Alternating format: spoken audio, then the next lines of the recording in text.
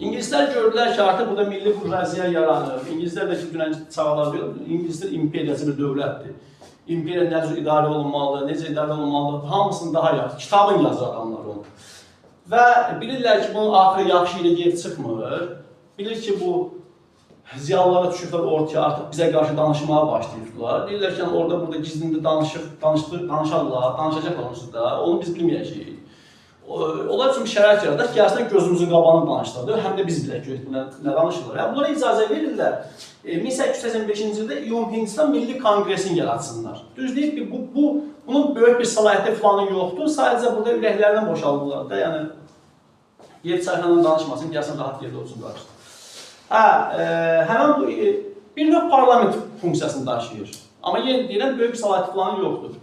Və burada iki fraksiya var, təbii kitabda o yoxdur. İki fraksiya vardı, böyük fraksiya. Biri Hindlilərin fraksiyası, biri də müsəlman fraksiyası idi.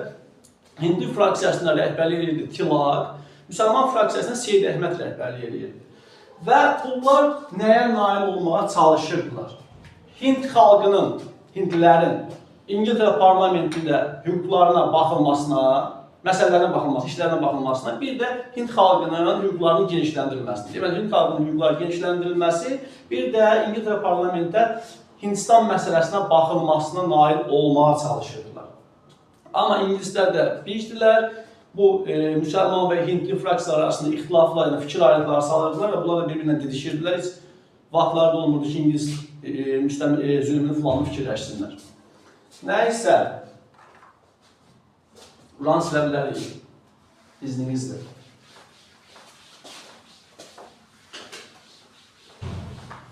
Deməli, 19-cu əsrin ikinci yarısında da İngilislərin o müstəmləkə zülmü yenə də sənginmirdi, bəlkə də əksinə daha da artırdı. Burada yenə də ağır vergilər mövzuluydu, alırdılar Hindlilərdən. Bir də məmur öz başınalıqları. Buna qarşı Hind xalqı mübarizə aparır. 20-ci əsrin əvvəllərində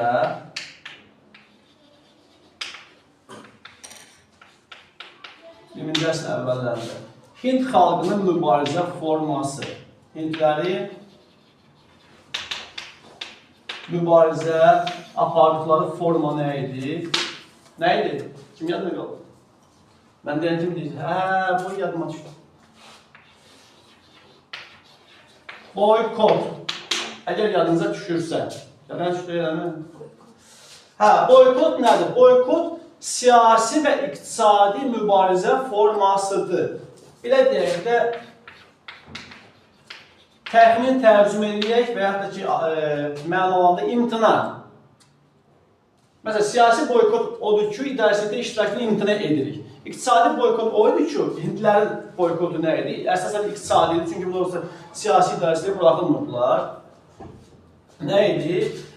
Bunlar Hind mallarını almaqdan imtina edirdilər və Hindistan da burada xeyli gəlirindən məhrum olurdu. Və beləliklə 1947-də bunlar çıxıb gedirlər buradan İngilislər. Burada bir dənə unutduğum demədiyim bir məsələ qalıqdır, və orada baxıram.